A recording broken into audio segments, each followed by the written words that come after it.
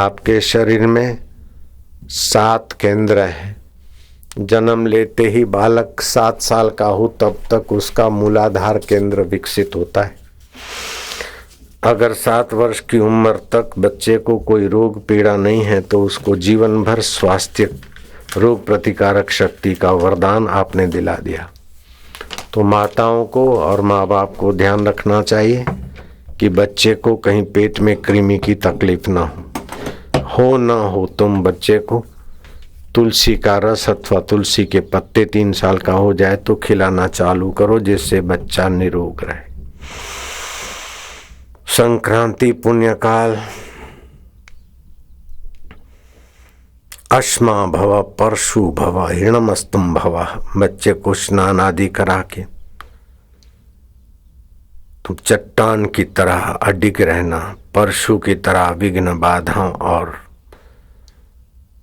प्रतिकूलताओं को काटने वाला होना। हिरणमस्तुम भव, सुवर्ण किनाई चमकना। आपका शुभ संकल्प बाल गोपालों के भविष्य के लिए सुंदर सारथी बन जाएगा।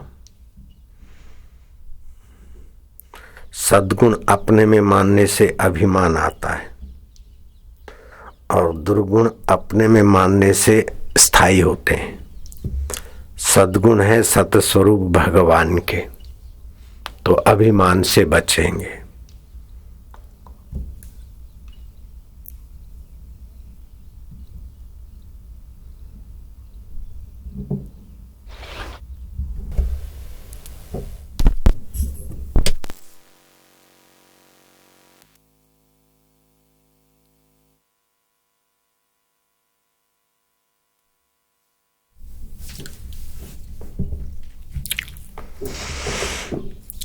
तो अभिमान से बचने के लिए सद्गुण सत्य स्वरूप चैतन्य स्वरूप प्रभु के हैं, और दुर्गुणों से बचने के लिए दुर्गुण मन में है, बुद्धि में है, आगंतुक है।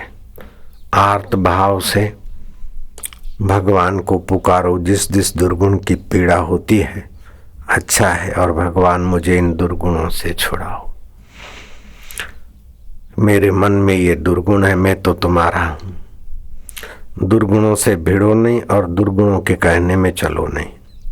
सद्गुणों की अहंता मत करो, नहीं तो अहंता सद्गुणों की दुर्गुण ले आएगी।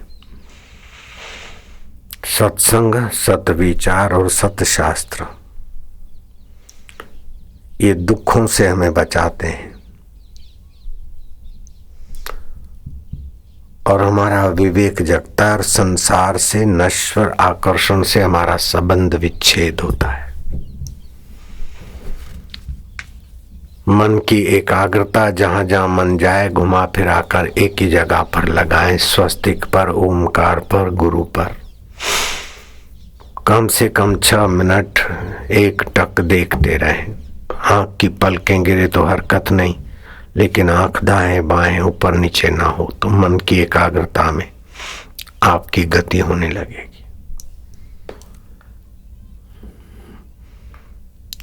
कोई असुविधा या तकलीफ है तो आप ये न सोचिए कि असुविधा और तकलीफ मिटे फिर आराम से भजन करूंगा।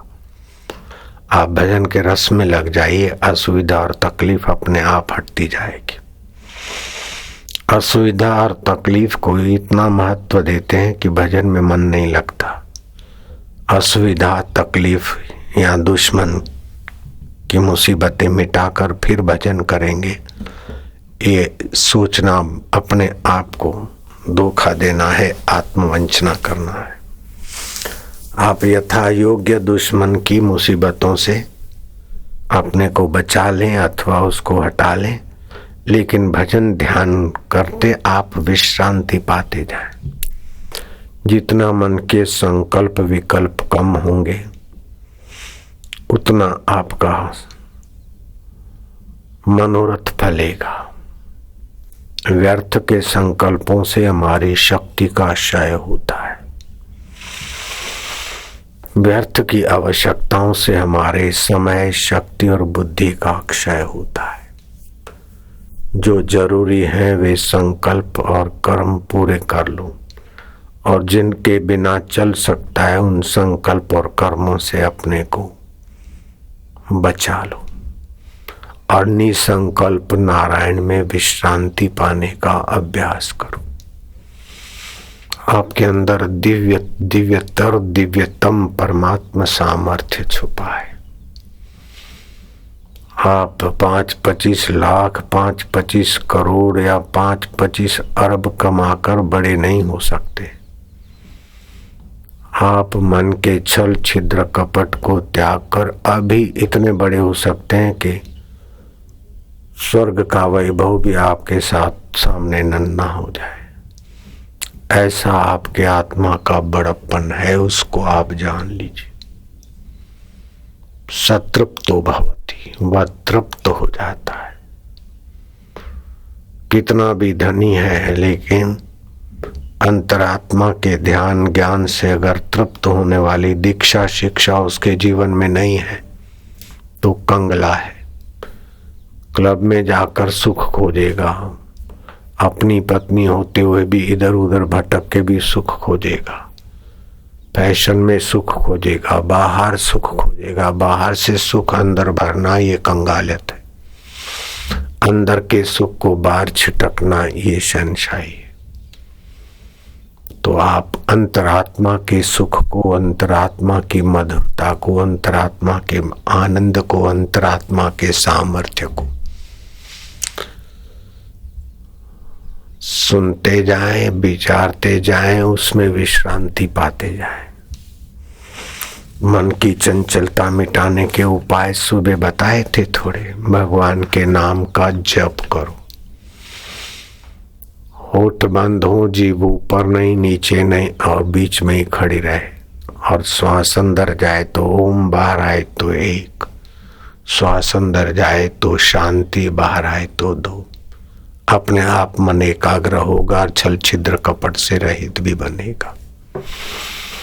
दूसरा उपाय है कि भगवान का नाम का कीर्तन करें और प्रीतिपूर्वक में भगवान का हूं, भगवान मेरे है।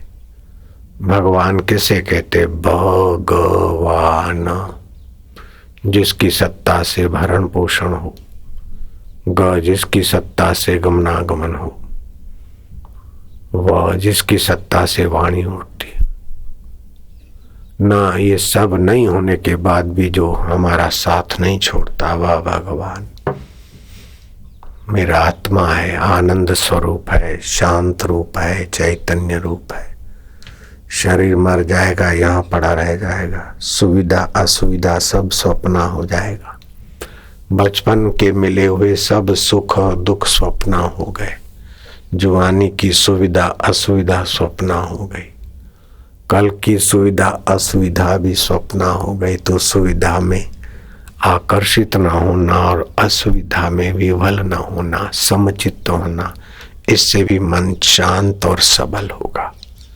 ये ईश्वरीय तत्व को जागृत करने का मेथड है। सुखम वा यदि वा दुखम स योगी परमो मता। सुखद अवस्था है चाहे दुखद अवस्था है, मेरे मत में समवान योगी परम योगी है। योगिनाम अपि सर्वेषां मदगते न अंतरात्मन। जो मदगत हो जाता है अंतर आत्म भाव से, मुझे अपने में ही पाता है, जानता है, मानता। मदगते न अंतरात्मना श्रद्धावान भजते यो माम समय युक्ता तमो मता। ऐसा मेरे मत में ऐसा योगी, श्रेष्ठ योगी की व्याख्या करते